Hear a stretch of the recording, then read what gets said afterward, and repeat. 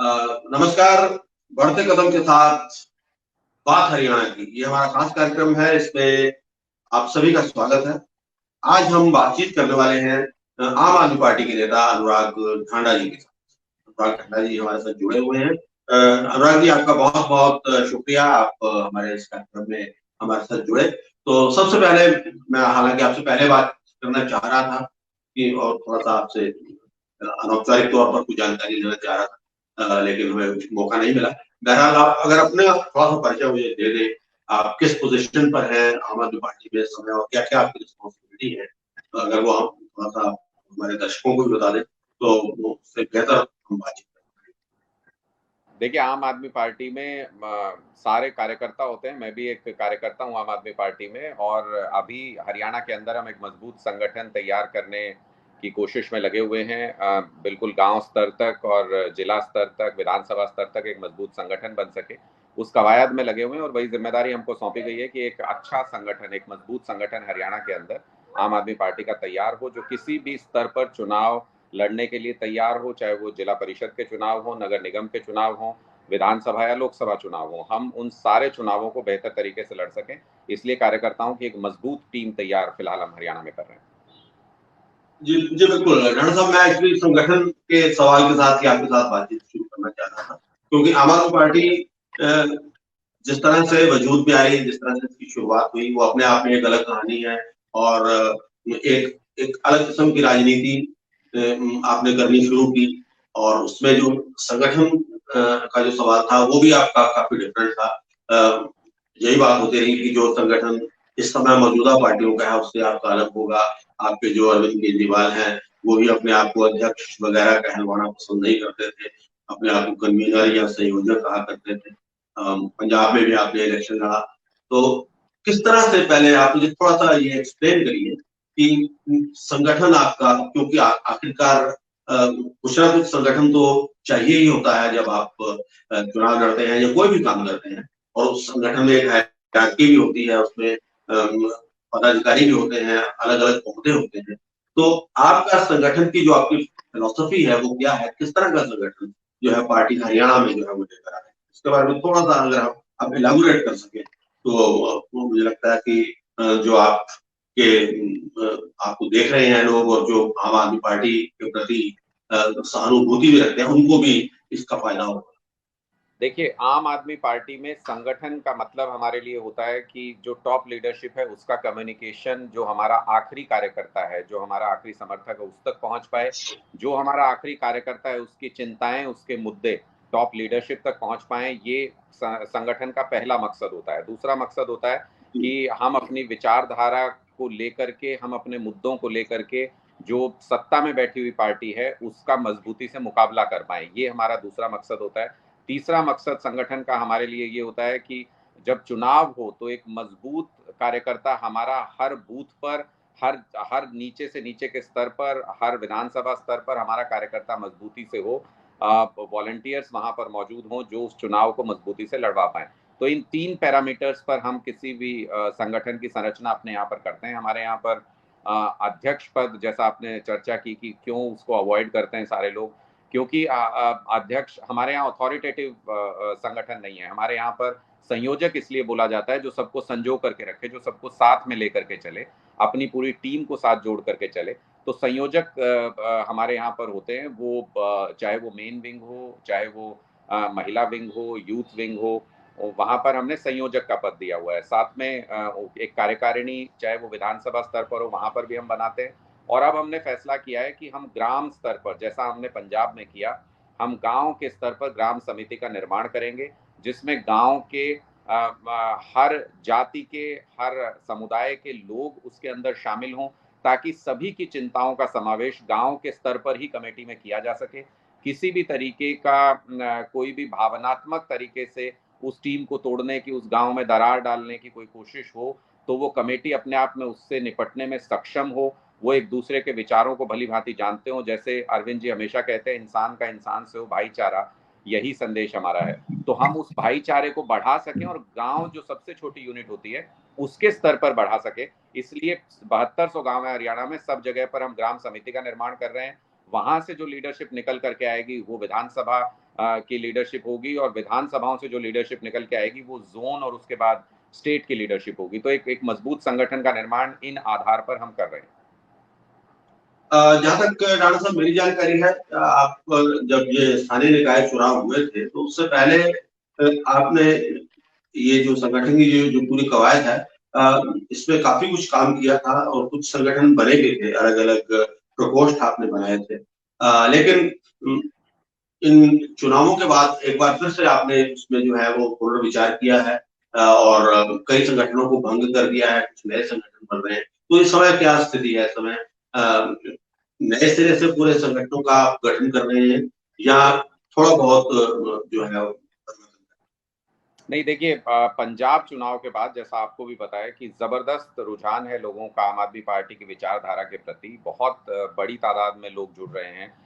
बहुत अच्छे public leaders हमारे साथ जुड़ रहे हैं, जिनको हम पूरा स्क्रीन करने के बाद, अच्छे से जांच परखने के बाद कि लोगों में उनकी छवि क्या है, उनको अपने साथ जोड़ रहे हैं। उन सभी लोगों का नए संगठन में समावेश हो सके, इसलिए जगह जगह पर, चाहे वो प्रकोष्ठ हो चाहे मुख्य संगठन हो, उसको रीस्ट्रक्चर किया जा रहा है। जगह जगह पर हमारे पुराने साथी भी पूरी तरह से मजबूती से हमारे साथ मौजूद हैं, उनके साथ नए साथियों का भी समावेश करके, जिसकी जहां पर जैसी क्षमता है, जो जहां मजबूती से खड़ा हो सकता है, ऐसे लोगों का वहां पर इस्तेमाल करके, उनको समावेश करके उनका वहां पर एक मजबूत संगठन की एक परिकल्पना हमने तैयार की है। और उसी सिलसिले में हम लगातार एक एक संगठन, एक एक प्रकोष्ठ, विधानसभा स्तर पर हो चाहे वो जोन स्तर पर हो, लोकसभा स्तर पर हो, हर जगह पर उसको रीस्ट्रक्चर कर रहे हैं, हर जगह पर रीएनालाइज कर रहे हैं।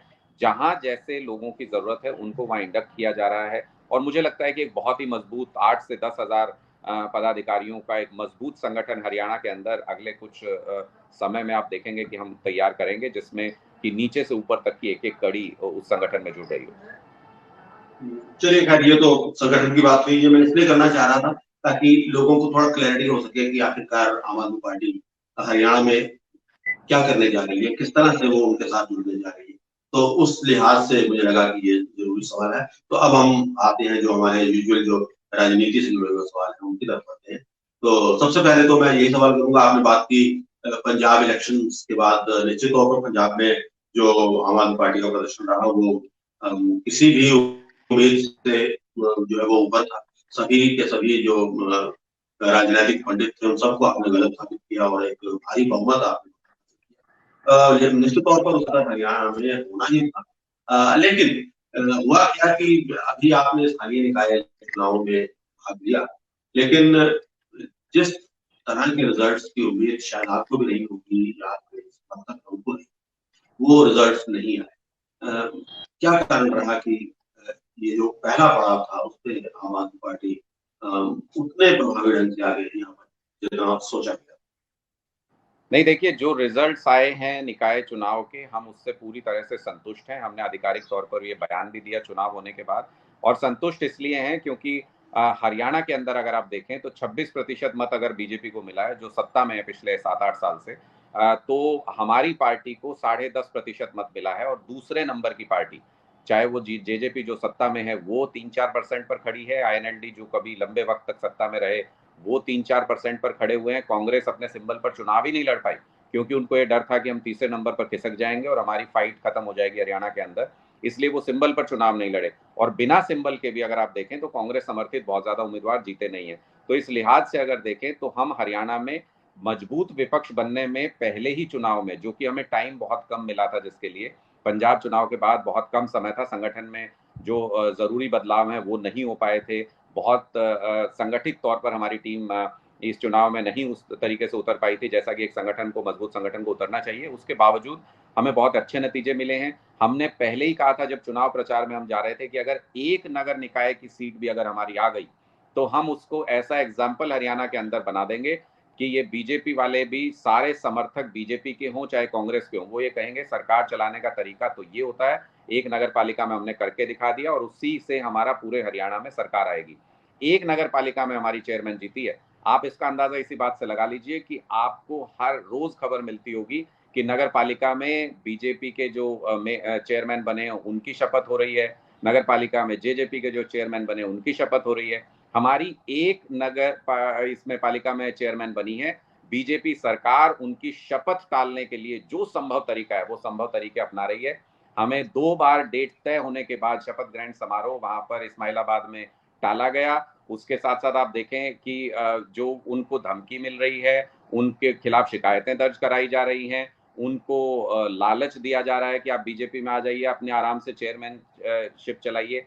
लेकिन हमारा सिर्फ एक चेयरमैन है, हम चुनौती देते हैं, बीजेपी उस एक चेयरमैन को न तोड़ सकती है, न डरा सकती है, किसी भी तरीके से झुका नहीं सकती है। और यही एक मैसेज हमारा हरियाणा की जनता के बीच में जाएगा। जो कांग्रेस समर्थित 1-2 उम्मीदवार जीते भी थे, असंध का एग्जाम्पल है आपके सामने, वहां से कांग्रेस समर्थित उम्मीदवार जीते, 2 दिन बाद बीजेपी में शामिल हो गए। तो मुझे लगता है कि एक ये मैसेज हरियाणा की जनता को जाना बहुत जरूरी है, जो कि हमारे इस एक चेयरमैन सीट से ही जाएगा कि आम आदमी पार्टी के विधायक, कार्यकर्ता, चेयरमैन न तो बिक सकते हैं, न डर सकते हैं। और अगर आप बीजेपी को हराना चाहते हैं तो सिर्फ आम आदमी पार्टी ऐसी है जिसको आप वोट दे सकते हैं। तो हम ये मैसेज देना चाहते थे, वो मैसेज लाउड एंड क्लियर है। सोहना में भी आप देखेंगे कि शपथ पर कोर्ट ने रोक लगा दी है, क्योंकि उनके जो डॉक्यूमेंट्स थे उनमें गड़बड़ी है। सोहना सीट पर सेकंड नंबर पर हमारी उम्मीदवार है। तो अब तो आप ये बात कीजिए कि हो सकता है हमारी दूसरी चेयरमैन भी आपको जल्द देखने को मिले हरियाणा के अंदर। और 3 सीटें ऐसी हैं जहां पर हमें जबरदस्ती हराया गया है। कुंडली में पहले अनाउंस किया गया, हम 49 वोट से जीत गए, हमारे कार्यकर्ता जश्न मना रहे थे, अंदर हेराफेरी हुई, उसके बाद कहा गया 77 वोट से आप हार गए हैं। इसी तरीके से आप अगर देखेंगे तो जो इस्माइलाबाद के साथ ही जो दूसरी सीट हमारी थी, वहां पर हमें 55 वोट से हराया गया। हम 56 वोट, जो वोट पड़े और जो काउंट हुए उसके बीच में 56 वोट का अंतर है। हमने चुनाव आयोग में शिकायत भी की है, वो मामला भी लंबित है अभी। 56 वोट का अंतर है, 56 वोट काउंट ही नहीं किए गए और हमें 55 वोट से हारा हुआ डिक्लेयर किया गया। तो और साथ ही दूसरा अगर आप देखें तो घरौंडा में अगर आप देखेंगे तो 31 वोट से हम हारे हैं। तो ऐसी 3 सीटें हैं जहां पर हमें जबरदस्ती सरकार ने अपना सरकारी अमला इस्तेमाल करके, अपनी ताकत इस्तेमाल करके हराया। अगर ये सब आप रिकॉर्ड देखें, कुल मिलाकर नॉर्थ में अगर हमें देखें, नॉर्थ हरियाणा में जो पंजाब से लगा हुआ इलाका है, वहां पर हमें 15% मत मिला है और पूरे प्रदेश में 10.5% के आसपास मत मिला है। मुझे लगता है कि ये संतोषजनक हमारा पहला चुनाव, पहली विक्ट्री है, चुनावी जीत। अगर आप देखें, हमारा खाता नहीं खुला था आज से पहले हरियाणा में, ये पहली चुनावी विक्ट्री है हमारी चेयरमैन सीट की। और जब एक बार खाता खुल गया तो उसके बाद आपको पता है कि आम आदमी पार्टी विपक्षी पार्टियों का क्या हाल करती है। जो बाकी जगहों पर हुआ वो हरियाणा के अंदर भी होगा। लोगों में जबरदस्त नाराजगी है, लोग जबरदस्त तरीके से मैंडेट देना चाहते हैं किसी को, लेकिन विश्वास नहीं कर पा रहे थे। आम आदमी पार्टी ने वो विश्वास पैदा किया है और मुझे लगता है कि लोग साथ देंगे। यानी कि आप जो 2024 में जो चुनाव हुए, हरियाणा विधानसभा के जो चुनाव हुए, उनको लेकर आप काफी पॉजिटिव हैं और आप पूरी तरह से, आपको लगता है कि आपको लगता है कि क्या आप सिर्फ एक कड़ी चुनौती बनकर उभरेंगे इन चुनावों में, या कि आप इस पोजीशन में भी हैं कि सरकार भी बना सकते? देखिए, आप किसी भी तरह का कोई भी सर्वे आज के दिन हरियाणा में करा के देख लीजिए, ये जो बीजेपी की सरकार चल रही है उससे लोग संतुष्ट नहीं है। और जब सरकार से लोग संतुष्ट नहीं होते हैं तो वो ऑप्शन ढूंढते हैं। कांग्रेस मजबूत विपक्ष का ऑप्शन नहीं दे पा रही थी किसी भी तरीके से। लोगों को अब ये विश्वास हो गया है कि बीजेपी को कांग्रेस नहीं हरा सकती है। उसका कारण भी है, आप एक के बाद एक 2 राज्यसभा चुनाव में कांग्रेस अपने ही विधायकों का वोट अपने राज्यसभा उम्मीदवार को नहीं दिला सकी। तो अपने वोटर से या अपने समर्थकों से कैसे उम्मीद करते हैं कि वो इनके एमएलए को वोट दे देंगे, विश्वास कर लेंगे। जो विधायक इन्होंने चुने वो अपना एक राज्यसभा सांसद नहीं चुन पाए। कांग्रेस के बड़े बड़े नेता जो हैं, रणदीप सुरजेवाला हरियाणा पहले ही छोड़ चुके हैं। रणदीप सुरजेवाला तो आप देखिए, राज्यसभा चुनाव भी दूसरे स्टेट में जाकर के लड़े, यहाँ विधानसभा चुनाव जहां जहां लड़े वहां पर हार गए। वो हरियाणा में आके राजनीति नहीं करना चाहते हैं। दूसरे बड़े नेता कुलदीप बिश्नोई, उनका पता ही नहीं है, वो उन्होंने कांग्रेस के सारे सिंबल अपने स्टेटस से हटा दिए। वो हो सकता है बहुत जल्दी पार्टी चेंज ही कर लेंगे, जैसे कि अभी जो इशारे मिल रहे हैं। उसके अलावा मुझे ये बताइए, भूपेंद्र हुड्डा के नाम पर कांग्रेस ये कहती है कि वो बहुत बड़े नेता हैं। बाप बेटा दोनों अपनी अपनी सीटें रोहतक और सोनीपत में लोकसभा में हार गए थे, तो कैसे बड़े नेता हैं। अगला लोकसभा चुनाव होगा, हम फिर आपको दिखाएंगे ये दोनों अपनी सीटें फिर से हारने जा रहे हैं। तो मुझे लगता है कि कोई इस कद का नेता कांग्रेस में बचा नहीं जिस पर लोग विश्वास करें।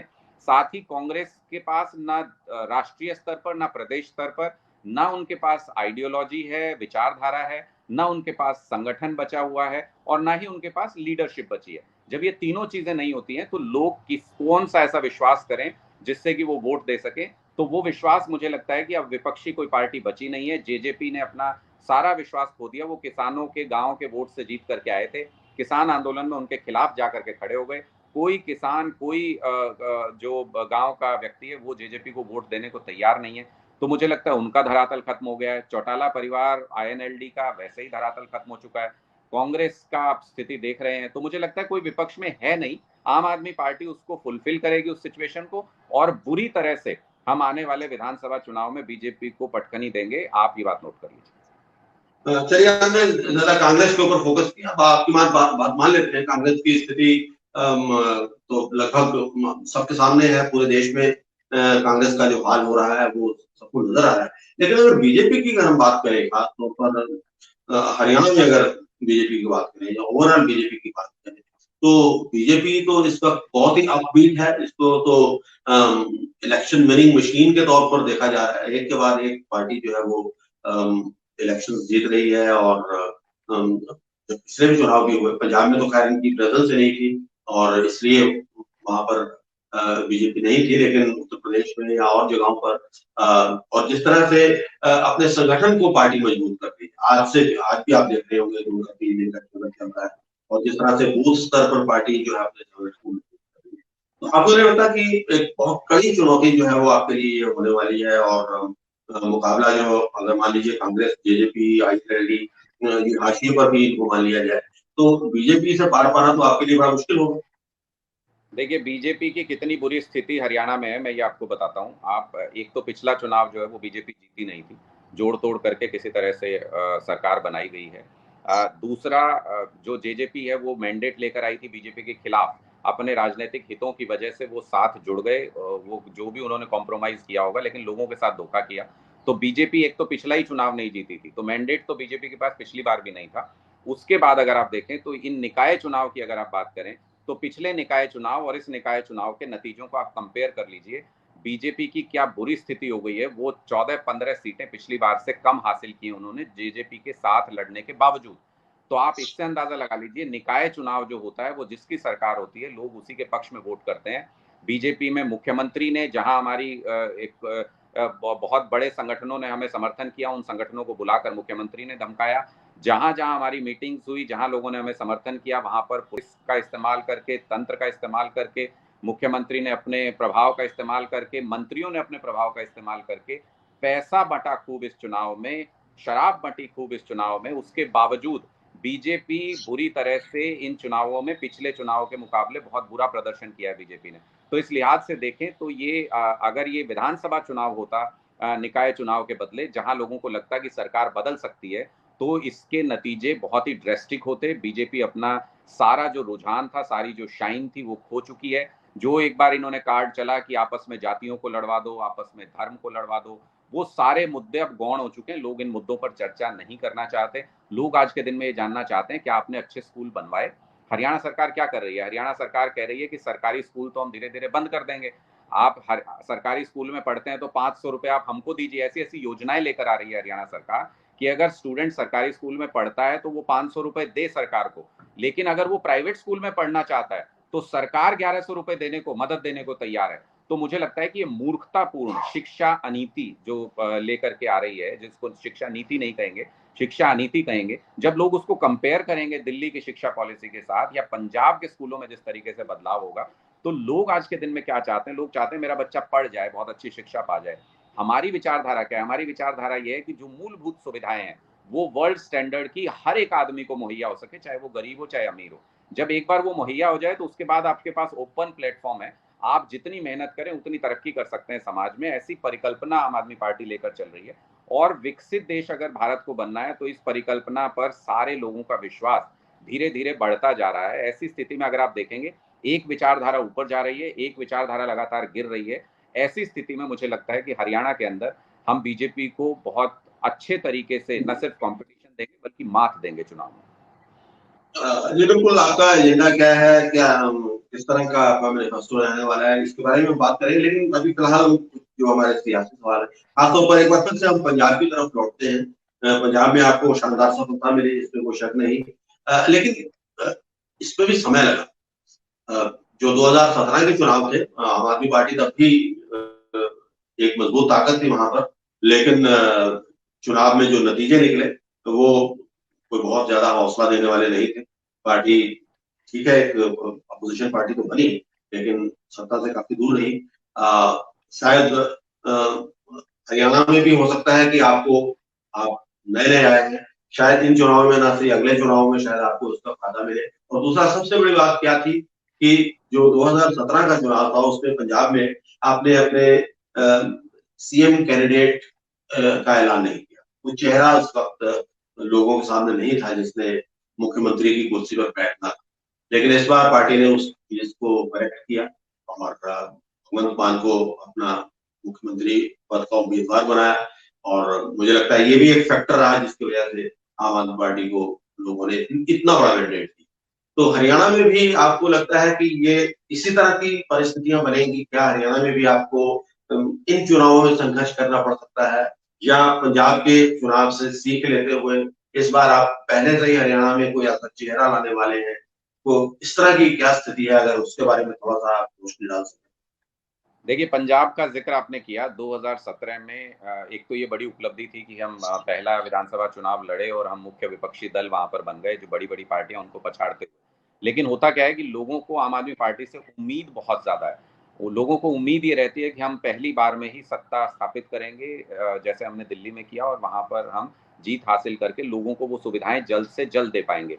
तो मुझे लगता है कि 2017 की जो हमारा जो उपलब्धि थी वो भी छोटी नहीं थी, लेकिन अगर उसमें आप ये भी देखें कि कुछ कमियां हमारे स्तर पर अगर रह गई थी, तो आम आदमी पार्टी की सबसे खास बात यह है कि हम सीखते बहुत जल्दी हैं।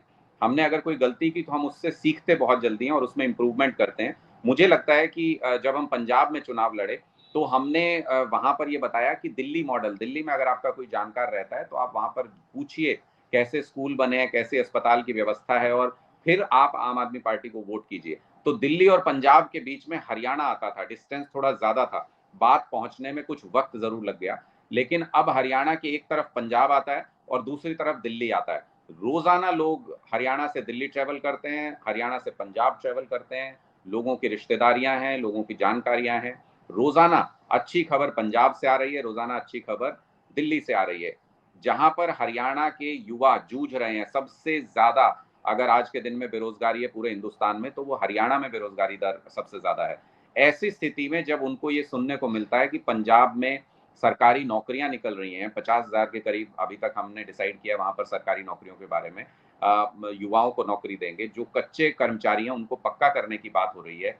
वहां पर जो हमने कहा फ्री बिजली देंगे, तो हमने फ्री बिजली देने की शुरुआत कर दी है। तो जब ये अच्छी खबरें जब दोनों तरफ से दिल्ली और पंजाब से सुनने को मिलती हैं, तो मुझे लगता है कि हरियाणा के अंदर हमारी ग्रोथ की स्पीड जो है वो 10 गुना होगी। एक और एक 11 कह सकते हैं आप, वो 11 गुना हमारी स्पीड होगी।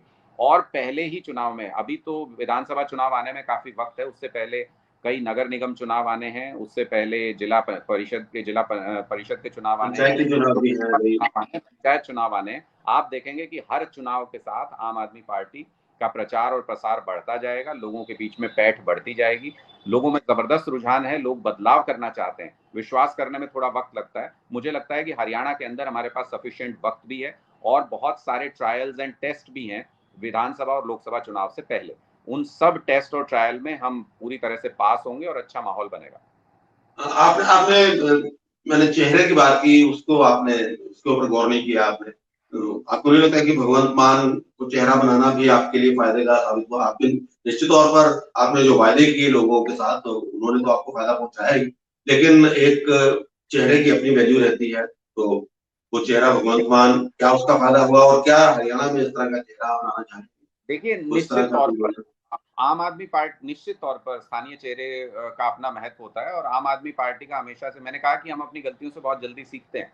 तो हमने उन गलतियों से सीखा, उसको दुरुस्त किया, भगवंत भाई को वहां पर सीएम कैंडिडेट के तौर पर अनाउंस किया। लेकिन उसमें भी सबसे बड़ी बात अगर आप देखेंगे तो आम आदमी पार्टी की हमेशा से प्रथा रही है कि हम लोगों से पूछ के तय करते हैं कि हमारा एमएलए कौन होगा, जो वहाँ सबसे पॉपुलर फेस है, चाहे वो गरीब है अमीर है। हम उसको कहते हैं कि आप जाइए, लोगों की भावनाओं को व्यक्त करते हैं, आप टक्कर दीजिए, बड़े बड़े सुरमाओं को गिराइए।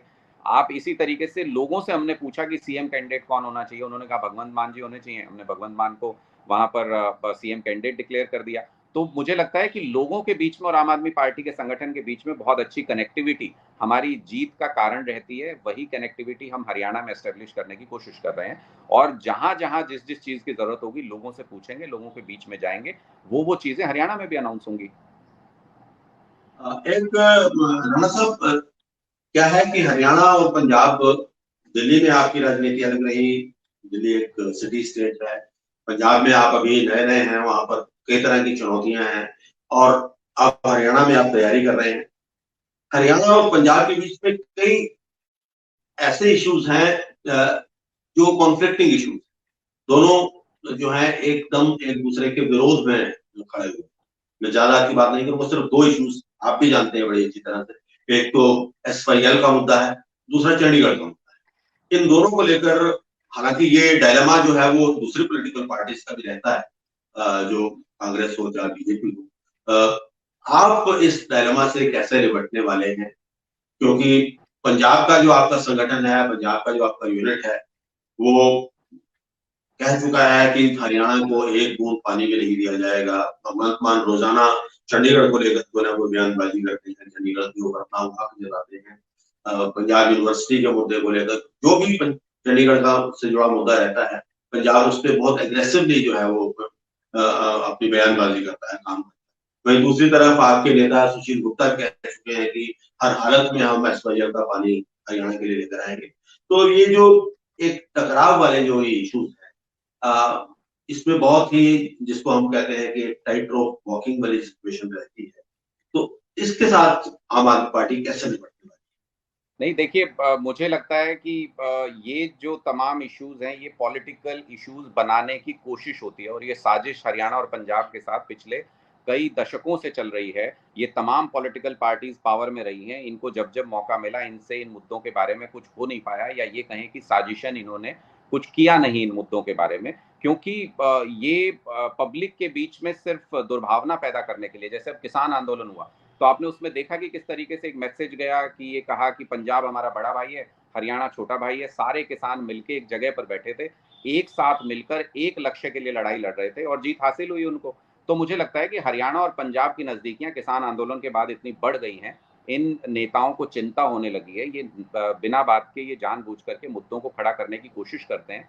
केंद्र में बीजेपी सरकार है, उनका काम हमेशा से रहा है अंग्रेजों की तरह बांटो और राज करो की उनकी नीति रही है। वो हमेशा ऐसे मुद्दों को हवा देने का काम करते हैं। मुझे लगता है कि पब्लिक के मुद्दे आज के दिन में पब्लिक के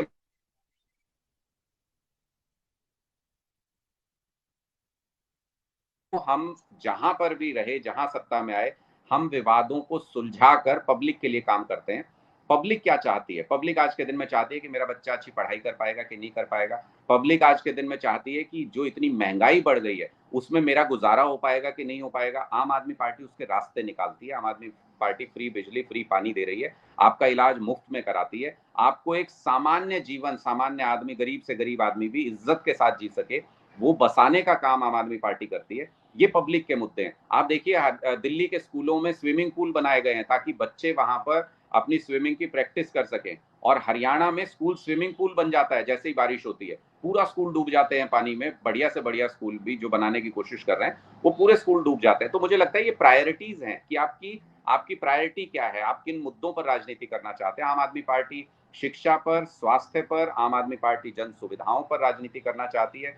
हमको अगर डेवलप्ड नेशन बनना है तो हम विवादों के जरिए नहीं बन सकते। हमको डेवलप्ड नेशन बनना है तो हम बेसिक सहूलियत सब लोगों को उपलब्ध करा के, उसके बाद अगर सब अपनी ग्रोथ के लिए मेहनत करें, स्ट्रगल करें, उसके बाद आप एक डेवलप्ड नेशन बन सकते हो। आम आदमी पार्टी की विचारधारा भारत को डेवलप्ड नेशन बना सकती है। कोई भी दूसरी विचारधारा जो इस वक्त देश में राजनीति कर रही है वो इतनी प्रॉमिसिंग नहीं है कि वो देश को डेवलपिंग नेशन से डेवलप्ड नेशन की तरफ ले जा रही हो। वैसा सिर्फ आम आदमी पार्टी कर रही है। तो मुझे लगता है कि है? पब्लिक के मुद्दों के बीच में और हमारे मुद्दों के बीच में कनेक्टिविटी है। ये सारे मुद्दे जो विवाद हैं ये बनाए हुए हैं, कृत्रिम है, जानबूझकर बार बार इनको उकसाने की कोशिश की जाती है। हम इन मुद्दों पर नहीं, इन मुद्दों पर तो दोनों सरकारें बैठकर कभी भी चर्चा के जरिए हल निकाल सकती हैं अगर सही नीयत हो तो। हम इन मुद्दों पर नहीं, हम बेसिक एम्यूनिटीज पर, हम पब्लिक के मुद्दों पर जो उनकी आवाज है उन पर राजनीति करेंगे हरियाणा में। राजनीति बातें तो आपसे और भी काफी करनी थी, इसी मुद्दे को मैं थोड़ा आगे बढ़ाना चाह रहा था। इसके अलावा और भी कई इश्यूज थे जिनके बारे में बात करना जरूरी था, लेकिन थोड़ा सा समय का कंस्ट्रेंट है, तो मुझे लगता है कि आज की हम बातचीत यही समाप्त करते हैं। और आपके साथ ये जो हमारा राब्ता बना है वो आने वाले समय में भी बना रहेगा, और जब भी हमें अवसर मिला करेगा, मौका रहेगा, हम आपसे बातचीत किया करेंगे।